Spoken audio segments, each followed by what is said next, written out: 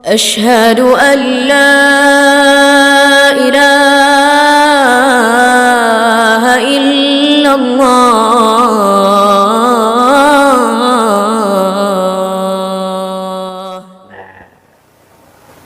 Ada orang bilang, nah kita malah Nabi ini jangan berlebih-lebih. Berarti kan jangan melampaui batas. Maka yang pertanyaan kita, batasnya mana, kan gitu. Nah, ada itu video, ya, video dia mengkritik orang yang zikir, la ilaha illallah, la ilaha illallah, la ilaha illallah, la ilaha illallah, la ilaha illallah, la ilaha illallah. Kata dia, jangan berlebih-lebih, berarti melampaui batas. Yang mana yang tak boleh dilampaui? Baru kita tanya, semana batasnya? Dia tadi mengkritik orang yang zikir seperti itu. Katanya, jangan berlebih-lebih, berarti melampaui. Nah, kita tanya, batasnya semana? Karena Quran bilang, zikran kasira, berzikir kau sebanyak-banyaknya. Kan begitu. Ketika sebanyak-banyaknya, ada nggak batas? Kata Ustadz ini tadi, orang Salafi bilang, jangan berlebih-lebih. Cocok nggak ceramahnya itu dengan Quran? Ya, udah keluar dia dari Quran. Dia mengkritik orang beribadah bukan dari Quran, tapi dari pemikirannya sendiri.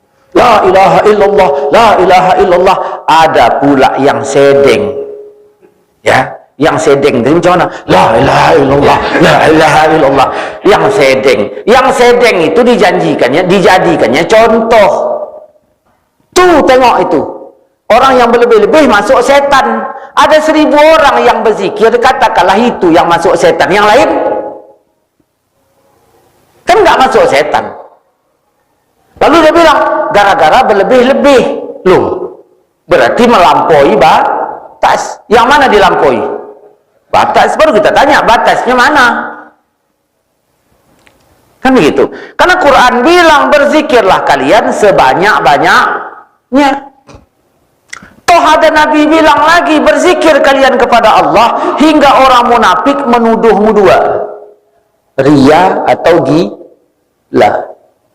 Kan ada hadis itu, hingga orang munafik menuduhmu ria. Satu riwayat yang lain gila. Coba kalau zikirnya gini, ada nggak yang bilang gila? Gila itu ada. Dari mana itu kata ria dan gila itu? Dari kuatnya suara. Nah, yang heran saya kan gini, saya akan duduk saya di sini, duduk saya gini.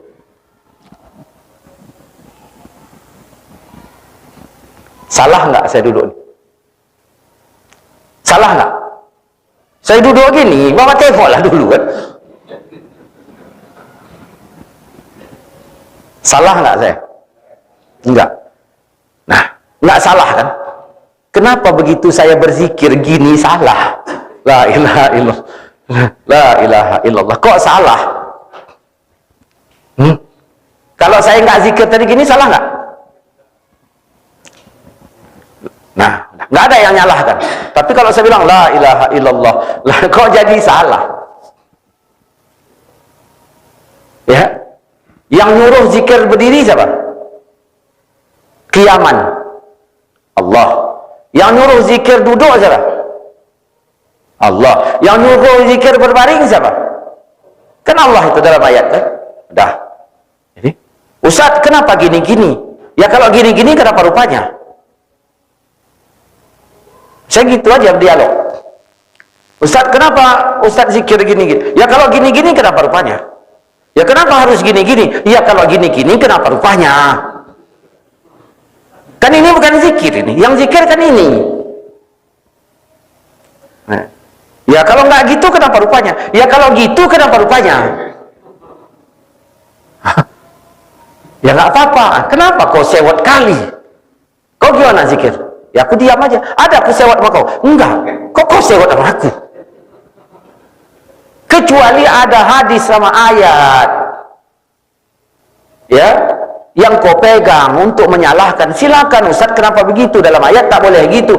Jelas, karena di dalam Al-Quran Al-Hujurat ayat 1 itu kan udah dibilang Allah, jangan kau dahului Allah dan Rasulnya, jangan kau dahului. Ternyata Allah diam, Rasul diam, tidak dimasukkan Allah dalam sebuah aturan. Kenapa? Ada orang zikir la ilaha illallah, la ilaha illallah, panjangnya leher. Ya kenapa rupanya? Ya tak enak aku tengok. Jangan kau tengok. Iya. Di mana gitu loh. Karena kan Al-Quran udah bilang jangan kau dahului. Yang penting kan zikirnya. Yang ngejek Tuhan dari mana kau tahu kalau gini ngejek Tuhan? Kalau gini enggak. Karena membantah tadi ada 3. Nih.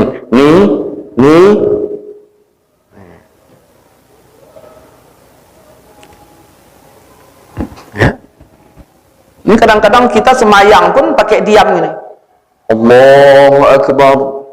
Jadi imam bacanya Bismillahirrahmanirrahim gitu.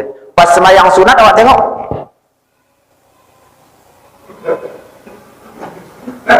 Ya, gitu dia. Kalau begitu semayang sunatnya jangan jadi imam. Berarti rakaat ketiga gitu bikinnya. Karena nggak baca dia.